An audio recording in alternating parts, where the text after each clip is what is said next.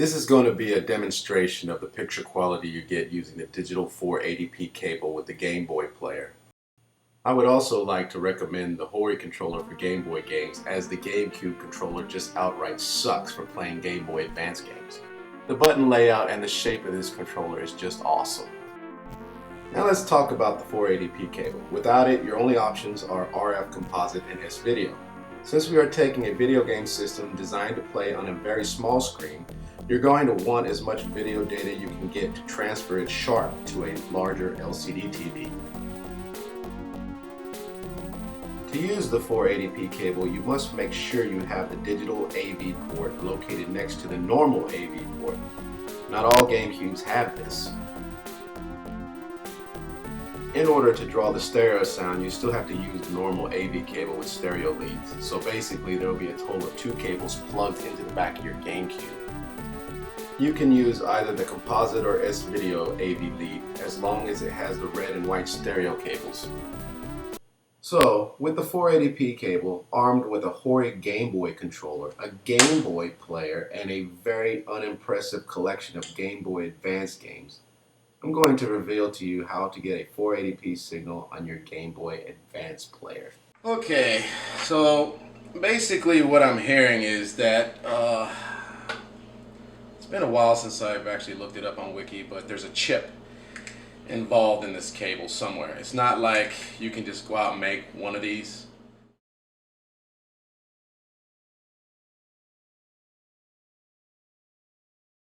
So basically, I'm guessing it comes out of the GameCube digital, and then the chip converts it to analog signal used by your television set. Now, the GameCube player itself is a 480p setup or system. This is not an emulator. This is actual Game Boy Advance hardware. The original Game Boy Advance hardware, in which it can not only play the Game Boy Advance games, but you know, the old Game Boy games and Game Boy Color. And if you have a Wii, there's no point in getting one of these cables, because you can get the 480p signal or whatever, or even a higher signal. I'm not sure what the Wii does. And you can play your GameCube games in the Wii and avoid this expensive cable altogether. Now the problem with not owning one of these is you can't play your Game Boy Advance game player with it. See, that's the beauty of it. You know, you got your Game Boy Advance player at 480p. Now, I know 480p should be quite a bit too much for something as simple as a Game Boy Advance game, which is typically on a small screen. However, when you put it on the screen, and when I say put it on the screen, it supports 480p, but not 16:9 widescreen. So don't do 16:9 because it's going to stretch the pixels, and you're going to get a blurry image, sort of blurry. You know, the best way to do it is 4:3, because that's what it supports, 4:3, and do it on a flat screen LCD, not a CRT. And the reason why I say flat screen LCD is because these games were designed to be played on those little bitty Game Boy screens, which are LCD screens. They weren't CRT monitors inside those Game Boy games, Game Boy players. So they were meant to be played on an LCD type screen. So anyway, as I was saying, 480p. I know that may be pushing too much, or maybe more than what these little games resolution can do or whatever. But when you turn it on, if you look, it doesn't take up the whole screen. Now, if it took up the whole screen, that'd be true 480p. But if you notice, it actually downsizes the screen. You know, it's 480p. If you got like a 480p screen, and then say this is a lower resolution, it basically, you know, compacts it in there. You can stretch it out to make it full screen, but it doesn't look that good when you do that. To make sure that I get the full stereo sound, I will be sticking this input into my recorder, and this will go into my GameCube stereo so that I can record it in full stereo sound. So that's how I'm going to draw the actual sound you're going to hear in the video. Now for the actual recording of the actual video game footage, I've had people say that basically you shouldn't be recording it from the TV set, like recording the screen, but I have no other way to do it. I don't have anything that I can plug this into, then hook up my computer and record it. So basically, I record it with my camera, my Nikon D7000 that's recording me right now. So to make sure that I get the best resolution, I'm basically going to use this baby. This is my Nikon 70-200 f2.8, one of the sharpest lenses of its kind. It's a $2,000 lens, heavy as a motherfucking rock, but sharp as fuck. Alright, that's enough with all that boring shit. Let's play some fucking games now. To activate progressive scan, during the boot up of the GameCube, hold the B button down and select yes. This will turn your progressive scan on. 480i is activated by either choosing no or by not holding the B button at all during the boot up. And as you can clearly see, 480p shows sharper pixels.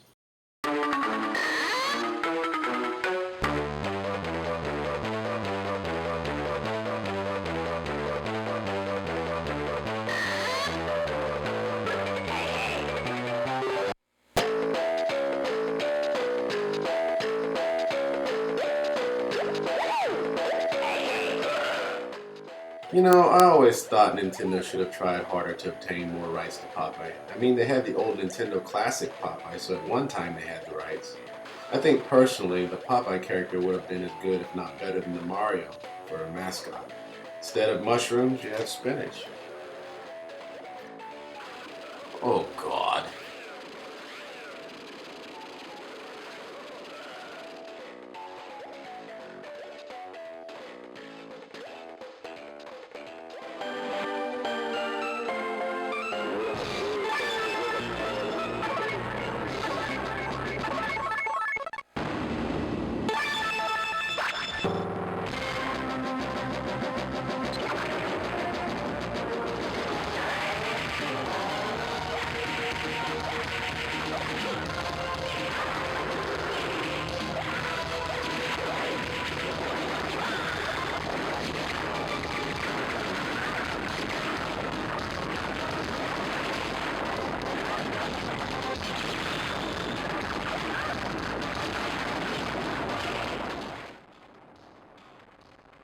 Super Gunstar Heroes is one of those games that just did not get as much love as the Sega Genesis. I love this game, and I think it's a worthy successor to the original. I just think that a lot of people who dislike this game are more infatuated with the Sega version, which the Sega version is better, but still, it's an awesome game, Is it because it's not on a Sega Genesis? I don't get it. Either way, this is a great game, and it's probably the best run and gun game on the Game Boy Advance, in my opinion.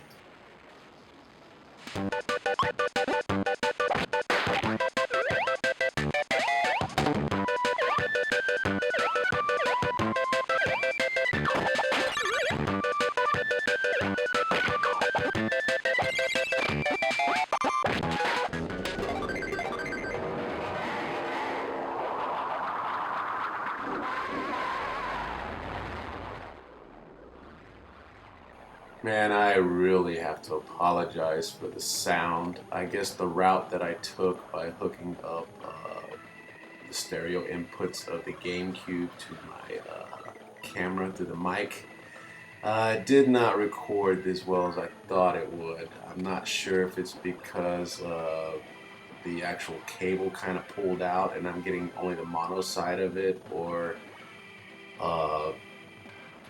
the sound is just really bad on this. I really apologize.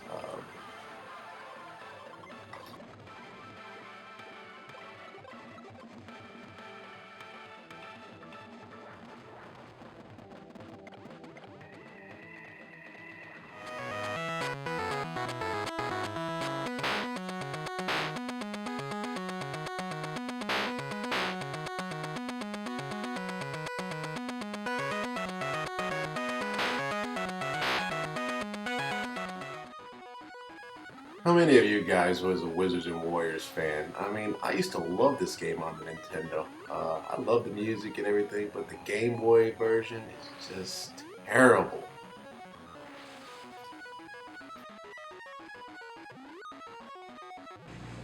So here are my final thoughts on the cable itself and the Game Boy player. If you're a avid Game Boy player, especially advanced and old Game Boy games, I would suggest getting this cable because if you want to play it on your flat screen LCD, this is the best route to go. I know it's getting amplified in some way, but even though it's getting amplified, you want the best signal you could possibly get from the actual Game Boy player before it gets amplified. You don't want to come from something too low quality and then try to amplify it, like S-video or composite. I would, progressive definitely makes a clear picture. I can actually see the edges, on the characters itself, the contrast, the sharpness, much better than I could with the S-video or composite, especially on the LCD screen. My suggestion is don't ever stretch the screen out. Leave it in normal settings. Don't stretch it. Put the filter on sharp.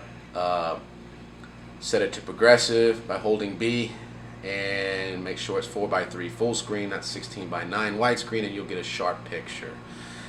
Now they'll probably see some colorful patterns and stuff on the video footage of the games. That's not from the video game. That is what you call a morai. It's an morai effect when my camera is a higher resolution than what I'm recording. So basically, when I'm recording at a higher resolution, or even that's part of the reason you get a morai. Another reason is when you get dead focus on the TV set, it causes a morai. And this is that rainbow kind of color effect that you'll see, like bands of colors and stuff. That's just, artifacts that are being seen by the actual camera. Having a Game Boy Advance player with this setup is awesome because being an old school gamer, having Super Nintendo, Sega Genesis, Neo Geo, Sega Saturn, and now this, I also have a Nintendo, but you have a video game system that plays games similar to the Super Nintendo and the Nintendo, because it's got 8-bit games in it too. You can play the old Game Boy Color games, Game Boy games, so you're getting like the best of all the retro gaming. So I think it's an awesome thing to have. If you guys like playing on those little bitty Game Boys, that's fine. At home, like right here, I couldn't see myself playing on a little Game Boy player, and to me, they're just too small. I mean, don't get me wrong, I'll play them when I'm like, on the run or in my car at work or whatever. But I would prefer to play it on a TV set if I'm at home. And this is the best picture quality you're gonna get, unless there's some type of emulator that can, stretch. I don't even know. But anyway, pick one up. It's awesome. There's a phone dork here. Bye.